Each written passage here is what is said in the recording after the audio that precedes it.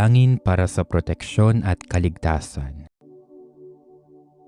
O mapagmahal naming Diyos, Ikaw ang aming kanlungan at kalakasan.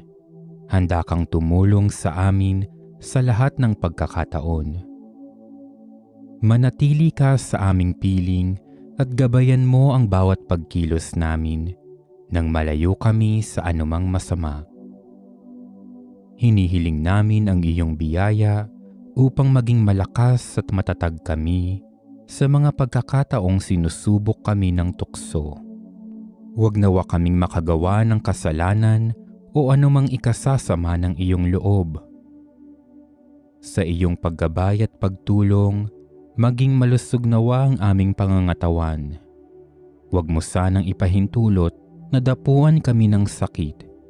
Ilayo mo kami sa sakuna at anumang salot.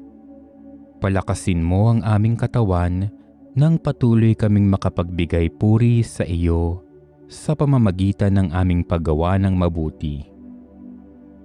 Alam naming hindi mo kami pababayaan, kaya buong pagtitiwala kaming umaasa sa iyong mabisang pagtulong at pag-iingat.